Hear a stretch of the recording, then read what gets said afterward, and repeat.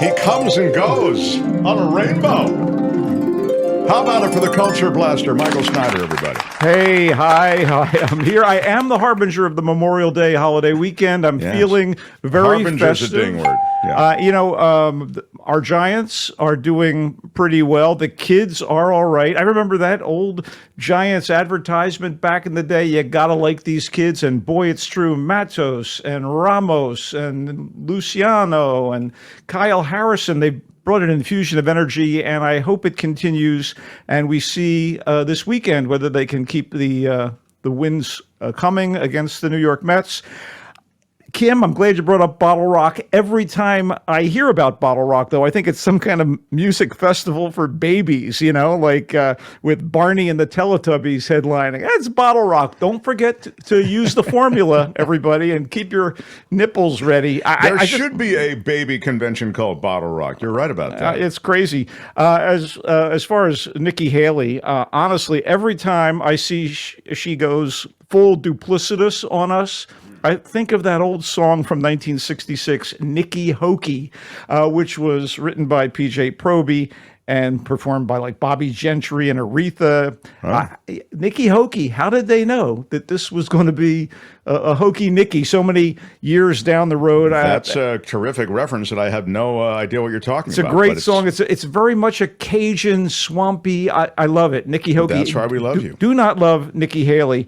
Anyway, full disclosure, last Sunday, I could have attended a screening of the Garfield movie. It's the latest commercial attempt to capitalize on the popularity of the fat, lazy, lasagna-loving comic strip cat Garfield, who, he provokes his idiot owner, John, and John's dim-witted dog, Odie. He's vexed by the kitten, Nermal, and I guess tolerated by John's unrequited love, some woman named Liz. I could have attended the screening. Vexed is a ding word.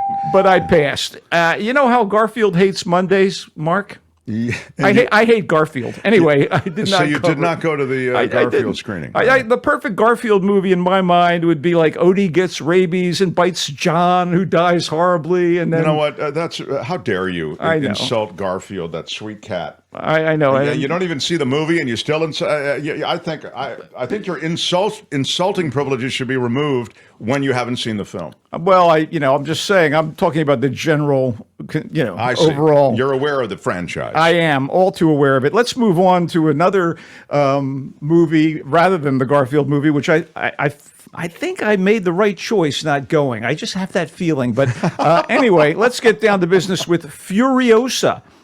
Which may sound like the title of a new telenovela, but is in fact the latest entry in the dystopian Mad Max sci-fi franchise from Australian filmmaker George Miller. This is actually a prequel that reveals the brutal backstory of Charlize Theron's character in the previous installment, 2015's Mad Max Fury Road. Virtually all of Miller's Mad Max films are violent, kind of mordantly satirical about society and where it might go in the face of calamity, visually stunning, action extravaganzas, and that's starting with the first one in like 1979, which starred... Mad Max, that was the Mel Gibson movie. It starred the then tolerable Mel Gibson as Mad Max, also known as the Road Warrior, a roving former police officer battling marauders in the post-apocalyptic Australian wasteland. So Mel went on to do 2 sequels, and then the character was on ice until Miller made the stirring Fury Road with Tom Hardy playing Max opposite Theron. So Furiosa, which is subtitled A Mad Max Saga, stars Anya Taylor-Joy as the younger version of Theron's character, who came from the Green Place, which is an idyllic hidden enclave, but was kidnapped as a child by the minions of an insane warlord named Dementus. Heavy-handed much? It's a bit on the nose, yes. He's played by Chris Hemsworth, gobbling up the scenery like crazy. Although Dementus seeks to plunder her home community, the young Furiosa, the kid Furiosa, is determined to not reveal its location, and when she gets older, her driving force is the desire to get revenge on Dementus and return to her home. So Furiosa is a very good companion piece to Fury Road, getting deep into the politics, barter system, and power struggles of the wastelands. So there are 3 distinct bases of operation: the Citadel, which is a fortress ruled by a crazed fascist dictator. Kind of reminds me of the Trump years here. They had their own little... There's the Bullet Farm, which mines and forges armaments, and then Gastown with wells and a refinery that provides fuel for all the vehicles that cross the desert, because that's how people get around and attack one another, I guess. So these three centers of civilization, such as it is, honor an uneasy trade agreement, but Dementis, with his biker army, wants to take over all three locations and plots accordingly. So Taylor-Joy doesn't have much dialogue, but she kind of doesn't need much because her daring do and her embodiment of Furiosa's fury are quite enough to hold your attention. Hemsworth is a hoot. Tom Burke, playing a truck driver for the Citadel, is a stalwart kind of Mad Max stand-in. And the road race set pieces, the battles, and the capers, including aerial assaults, are amazingly orchestrated by Miller, who co-authored the Why Tell When You Can Show script with Nick Lathuris. Plus, the ragged style and the design details are just right for the setting. Look, as sci-fi movies in arid desert locations go, Furiosa has none of the textual depth and richness and kind of interstellar sweep of Denis Villeneuve's Dune. I mean, instead, it's more pure uncut viscera. It's kind of a heady, brain-rattling potion that Miller has delivered in every one of his Mad Max movies. If this is your cup of tea, by all means, check it out. I thought it was very well done, of kind. It's in theaters. And by the way, I do want to point out, at the advanced screening of Furiosa that I attended in Burbank, because I'm down in L.A. at the moment, many wastelanders came out of the barren desert vastness via cycle, dune buggy, and hang glider to see the show. It's sort of the... yeah. There's a cosplay to it. Yeah. Wow. Maybe they didn't come from the desert. Maybe they could have just driven in from Silver Lake and Highland Park. I mean, I didn't ask because they looked a little fearsome. But in any case, there was a happy horde of fans in the aftermath of the movie. I thought it was good for these Mad Max movies. And again, a good companion piece for Fury Road.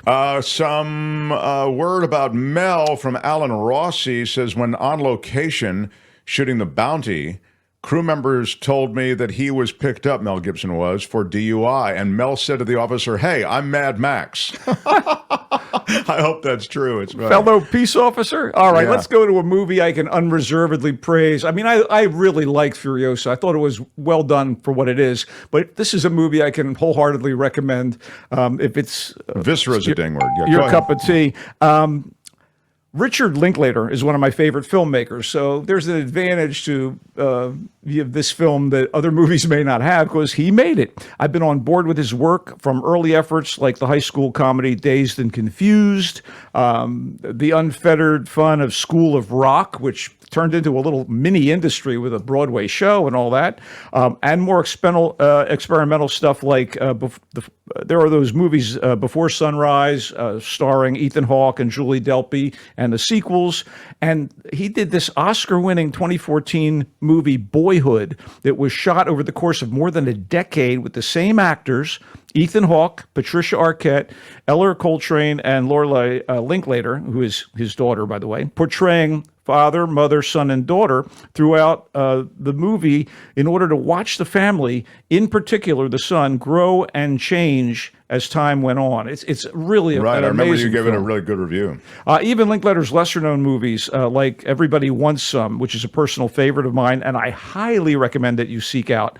They hold up beautifully. Now I'm happy to report that he's delivered another terrific film with Hitman, which uses the real-life escapades of a guy named Gary Johnson as inspiration for an unexpected mix of neo-noir crime thriller, rom-com, and morality play with a stealth treatise on the nature of identity.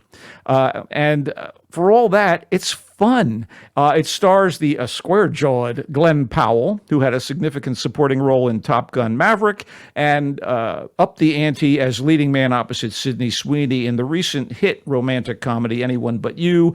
Powell plays a fictionalized version of Johnson, here a professor at the University of New Orleans, whose skill at creating and inhabiting different personas allows him to moonlight as a fake hitman for the New Orleans Police Department. So his part-time job is to ensnare people looking to hire a contract killer But when he falls for one of his marks, the very pretty and sexy Madison, played by Adria Arjona, and Why does she want to have somebody killed? he dissuades her from going through with a hit on her estranged husband, I who's see. apparently threatening her.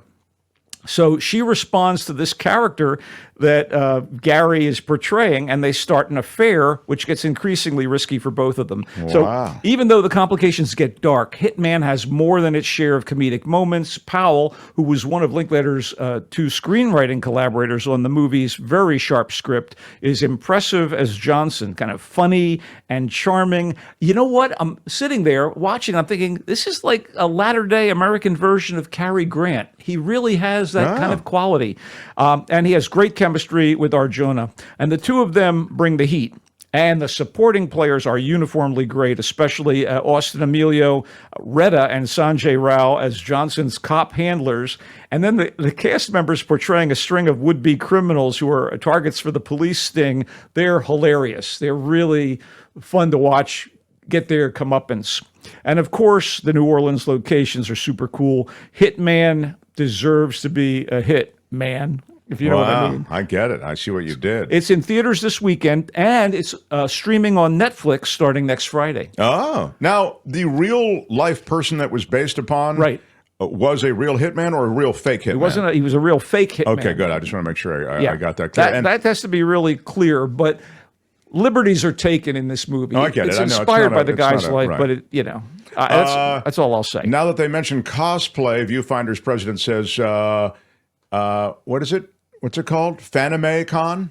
Anime convention is happening all this weekend in San Jose at the McInerney Convention Center. The attendees are parading around town, all around San Jose in costume. If you see somebody walking around San Jose who has gigantic eyes and a tiny mouth, they're probably at the anime convention. Very strong. Go ahead, Michael. If you don't know much about the American musical phenomenon that was and is the Beach Boys, the new documentary, simply titled The Beach Boys, will clue you in. At very least, it'll make a clear case for their importance in the history of popular music, for the brilliance of their de facto leader and primary songwriter Brian Wilson, happily still with us, and their place in the cultural pantheon. After all, in addition to scads of memorable hit singles about surfing, cars, young love, and teen angst in general, Brian Wilson masterminded what is unanimously considered one of the greatest albums ever recorded, Pet Sounds, which was a creative volley in a rivalry that the Beach Boys had with the Beatles back in the 60s. So, blossoming in Southern California during the early 60s, the Beach Boys were founded by the three Wilson brothers, Brian, Carl, and Dennis, teenagers at the time, and it was intended as a rock and roll group that would showcase their love of harmony singing, part doo-wop, part folk music, and part that wholesome, gorgeous vocal blend in the manner of their heroes, the Four Freshmen. They were like a well-scrubbed quartet. With those sweaters they used to wear. But their voices came together in this beautiful, beautiful meld. So this, was their inspiration, but also these guys wanted to rock out like Chuck Berry. So surfing was a craze, a massive craze, with twangy surf music like that of the instrumental group The Ventures. That was all on the rise, and they caught that wave, if you know what I mean. They replaced this initial fifth member. Well, actually, their fourth member was Mike Love, who was a family member in a way. He was their cousin, and he eventually became the front man and did these unfussy, teen-oriented lyrics. And then they had a neighbor guy named David Marks, and they added him to the lineup. They caught fire with a couple singles, and then they blew up with Surfin' USA, which was the first of a long line of hits that kept coming in the 60s and into the early 70s. I Get Around, Dance, Dance, Dance, California Girls, and the complexity of the arrangements kept getting more and more stunning as Brian Wilson grew as a creative force. So shortly after their initial success, they replaced Marks when he decided the band wasn't for him.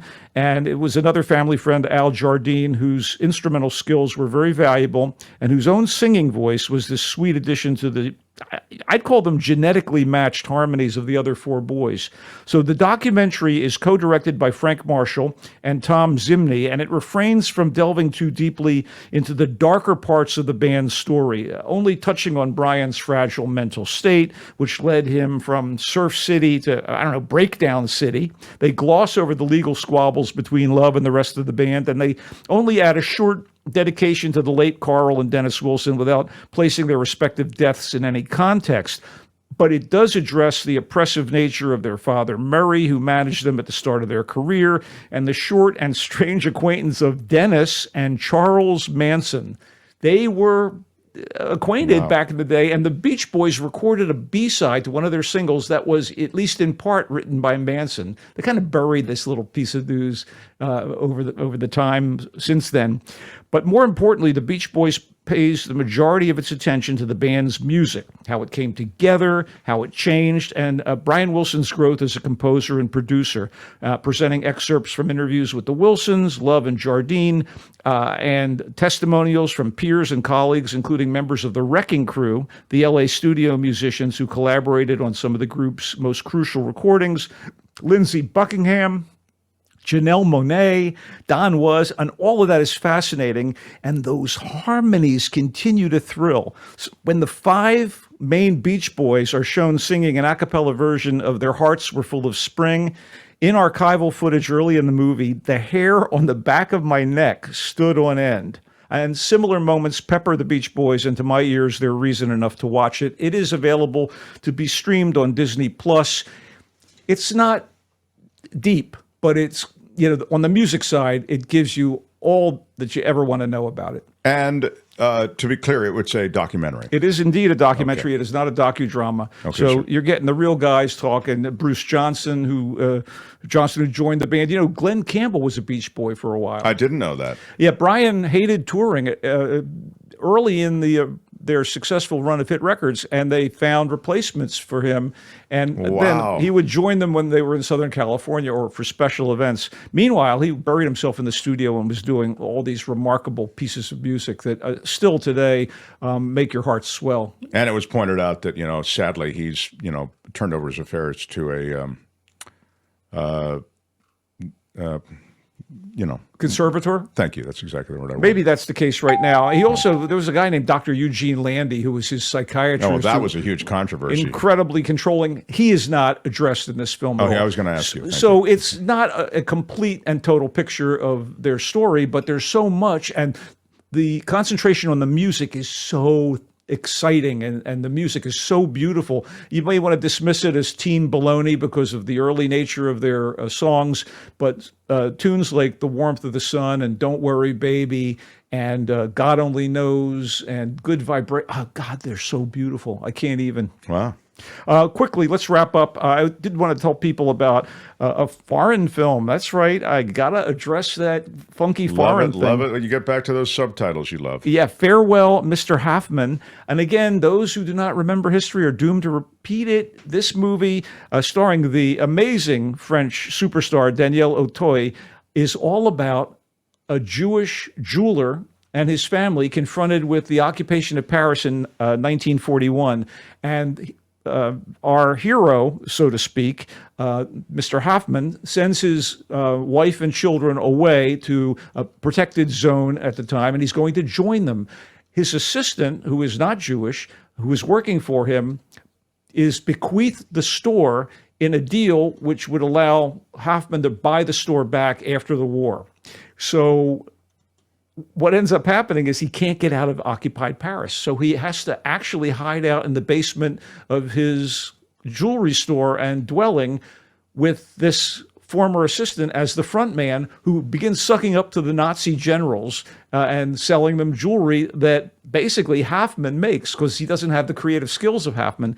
And the assistant, if you will, who is now in charge, Francois, has a wife who is kind of torn. They want a child, and the guy Francois can't give her the child. This ends up creating another dynamic with our three principals who are stuck in this circumstance. Wow. I thought it was really brilliant. Again, we don't want to ever forget about the horrors of World War II, and particularly how they impacted the Jewish community, under fire now on some level. And I'm reminded by that story of someone who you introduced me to. You took me to the Henri Doman the photo exhibit. photo exhibit where we met Henri. I think he calls himself Henry. I call him Henri. Yeah, but, well, if he's in France, he was he would Henri be Henri. Doman. But anyway, he faced that same situation where his father and the family was facing Nazi occupation in Paris,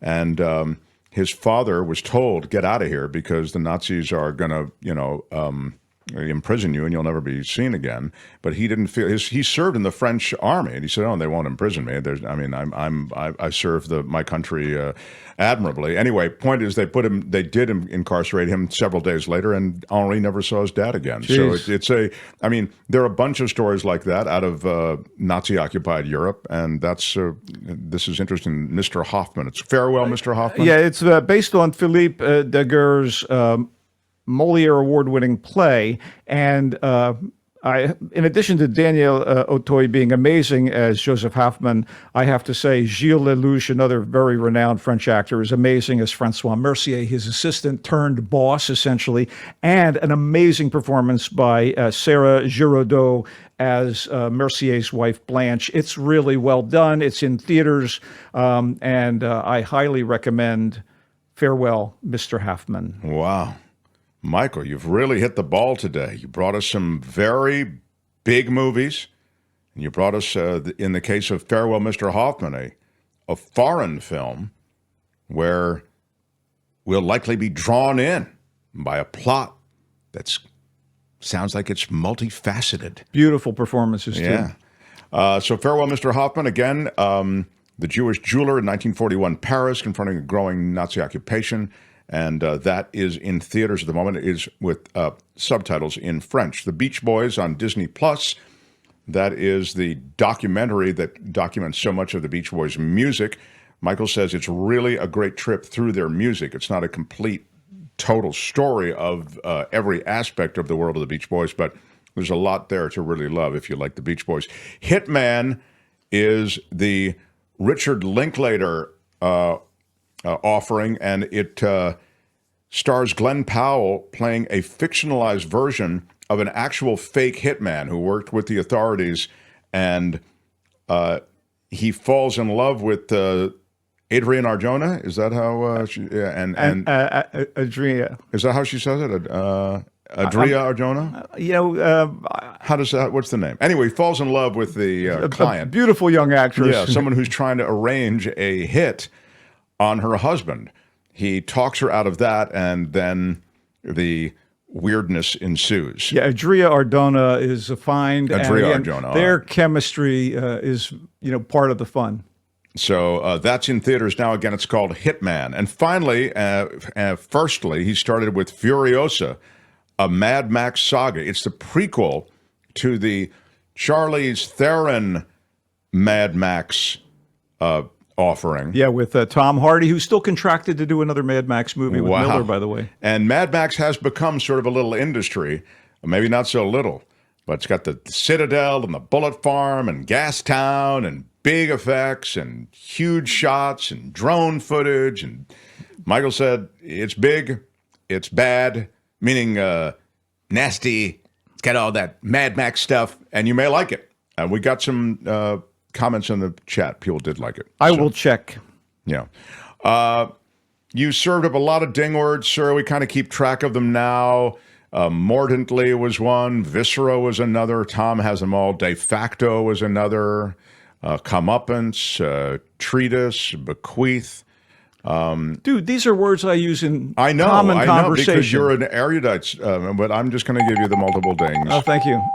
Feels so good. And you have our mad respect. You can read Michael, the Culture Blaster, regularly in a new publication that Bay Area people really may like. It's called Voice of San Francisco.